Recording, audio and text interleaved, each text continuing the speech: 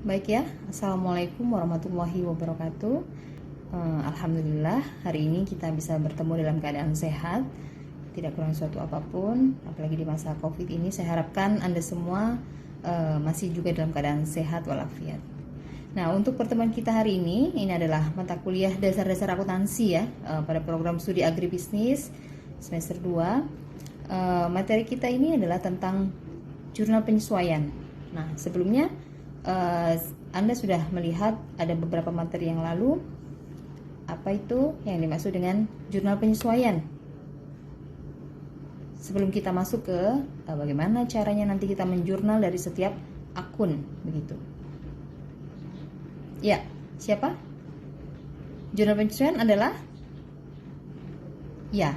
Jadi akun-akun yang perlu disesuaikan untuk sebenarnya berapa sih yang menjadi beban untuk perusahaan ataupun yang sebenarnya menjadi pendapatan untuk perusahaan sampai dengan batas akhir periode, yaitu biasanya 31 Desember. Ya, betul. Jawabannya betul sekali ya. Saya kira Anda sudah membaca dan juga mengingat kembali. Hari ini kita lanjutkan ya untuk materinya tentang jurnal penyesuaian pada pertemuan 5 ini.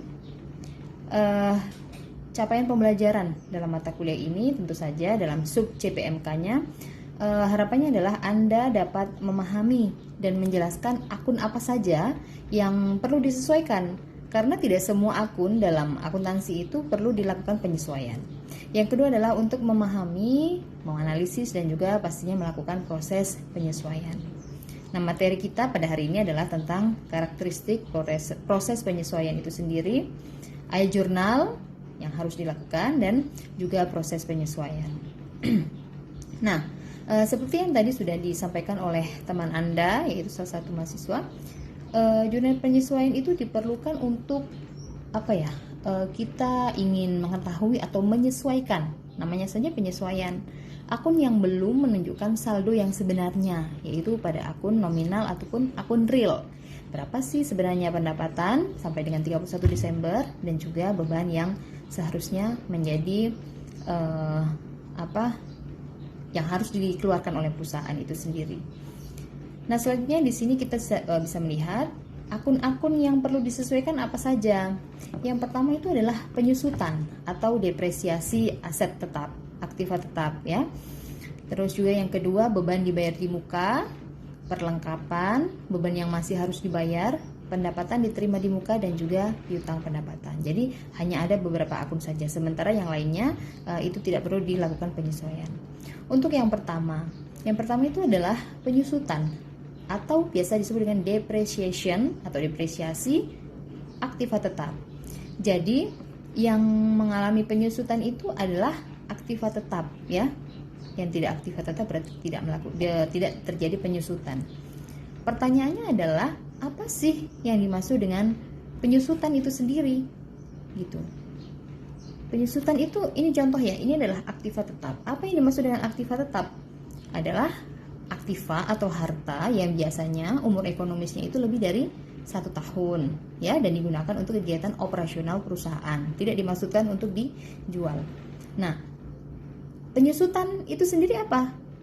Apakah ini misalnya HP ini adalah aktiva tetap contohnya? Apakah dia menyusut menjadi kecil atau bagaimana? Coba kira-kira, apakah ada yang bisa memberikan pendapatnya? Apakah dia menyusut menjadi kecil atau bagaimana? Oh iya, jadi penyusutan adalah berkurangnya nilai manfaat karena adanya proses pemakaian ya, terus juga mungkin karena pengaruh dari matahari atau aus ya, kerusakan karena penggunaan tersebut. Iya, jadi penyusutan itu bukan menjadi kecil, menyusut menjadi kecil, tetapi menyusut menjadi berkurang nilai manfaatnya ya. Terus selanjutnya adalah di sini kita bisa lihat bahwa kalau misalnya